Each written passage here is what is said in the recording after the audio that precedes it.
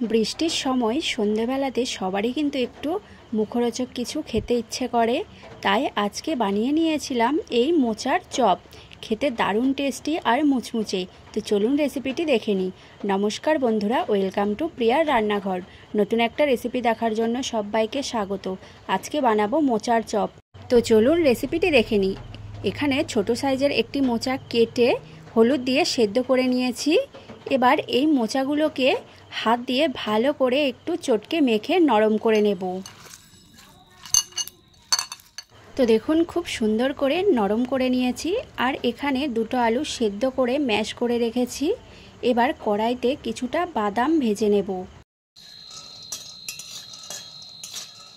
তো দেখুন, বাদামগুলো হালকা করে ভেজে নিয়েছি, এবার তুলে নিচ্ছি।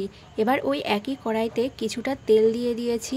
তেলটা গরম হলেই এর মধ্যে দিয়ে দিচ্ছি 1 চামচ 5 ফোড়ন আর দুটো শুকনো লঙ্কা। এবার এর মধ্যে দিয়ে দেব সেদ্ধ করে রাখা মোচা।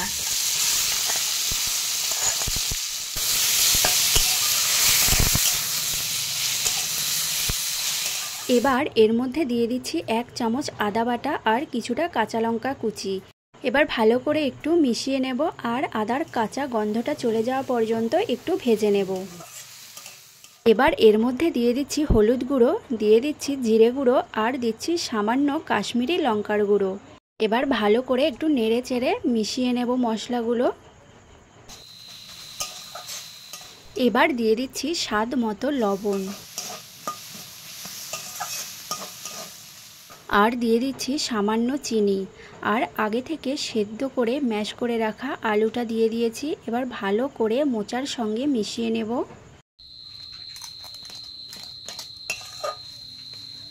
তো দেখুন, এখানে কিন্তু মোচার চপের পুরটা কিন্তু একদম রেডি। এবার সবার শেষে দিয়ে দিচ্ছি আগে থেকে ভেজে রাখা বাদাম আর দিয়ে দিচ্ছি কিছুটা ধনেপাতা কুচি। এবার ভালো করে একটু মিশিয়ে নিচ্ছি। আর এখানে দিচ্ছি সামান্য গরম মশলা গুঁড়ো। এই গরম মশলা গুঁড়োটা দিলে কিন্তু খেতে চপগুলো অনেকটাই টেস্টি হয়। তো দেখুন, পুরটা কিন্তু এখানে একদম রেডি হয়ে গেছে। এবার পুরটাকে আমি নামিয়ে নিচ্ছি। পুরটাকে নামিয়ে কিন্তু ঠান্ডা হওয়ার জন্য রেখে দেব কিছুক্ষণ। তো এখানে পুরটা ঠান্ডা হতে হতে আমি এইদিকে একটি ব্যাটার তৈরি করে নিচ্ছি। দিয়ে দিচ্ছি 2 চামচ কর্নফ্লাওয়ার আর দিচ্ছি কিছুটা জল। এই জলটা দিয়ে ব্যাটারটা তৈরি করে নিচ্ছি। তো দেখুন, একটা পাতলা ব্যাটার তৈরি করে নিয়েছি। এইদিকে কিন্তু পুরটাও ঠান্ডা হয়ে গেছে। এবার এখান থেকে অল্প অল্প নিয়ে আমি চপের শেপে দিয়ে নেব। এইভাবে একটু লম্বাটে করেই দিচ্ছি এই চপগুলো আমি। আপনারা চাইলে আপনাদের পছন্দ মতো শেপ দিয়ে নিতে পারেন। তো দেখুন, এখানে কিন্তু একটা চপ রেডি হয়ে গেছে।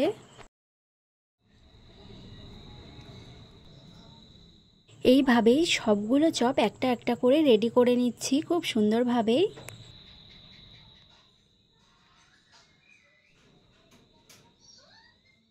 তো সবগুলো চপ এখানে রেডি করে নিয়েছি।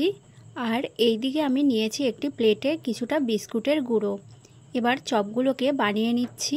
প্রথমে একটি চপ নিয়ে কর্নফ্লাওয়ারের ব্যাটারে ভালো করে কোট করে নিয়েছি। এবার বিস্কুটের গুঁড়োর উপর দিয়ে এইভাবে ঘুরিয়ে বিস্কুটের গুঁড়ো দিয়েও ভালো করে কোট করে নিচ্ছি। একবার কোট করে নিয়েছি, আবার আমি ওই চপটা কর্নফ্লাওয়ারের ব্যাটারের গোলায় দিয়ে ভালো করে ডুবিয়ে নিয়েছি। আবার বিস্কুটের গুঁড়োয় ভালো করে কোট করে নিচ্ছি।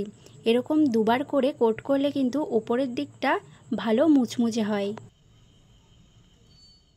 সবগুলো চপ এখানে দুবার করে কর্নফ্লাওয়ারের গোলায় আর বিস্কুটের গুঁড়োয় কিন্তু কোট করে নেব। এতে করে চপগুলো খেতে দারুণ লাগে আর দারুণ মুচমুচে হয়।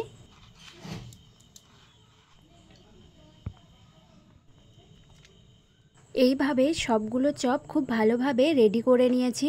আর এইদিকে তেলটা গরম হতে দিয়ে দিচ্ছি। মিডিয়াম আঁচে তেলটা খুব ভালো করে গরম করে নিয়েছি। এবার একটা একটা করে চপ তেলের মধ্যে দিয়ে দিচ্ছি।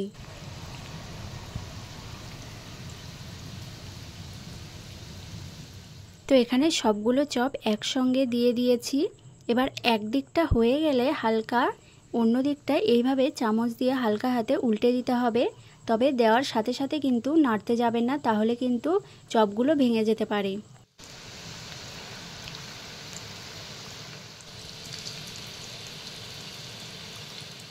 তো দেখুন চপগুলো খুব সুন্দর একটা কালার চলে এসেছে আর চপগুলো খুব ভালোভাবে ভাজাও হয়ে গেছে। এবার চপগুলো তুলে নিচ্ছি।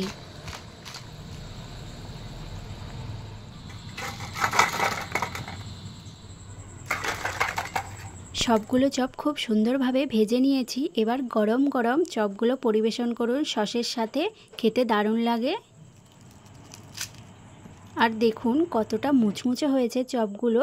মুখরোচক কিছু খেতে ইচ্ছে করলে এইভাবে একবার নিরামিষ মোচার চপ বানিয়ে দেখবেন, খেতে দারুণ লাগে।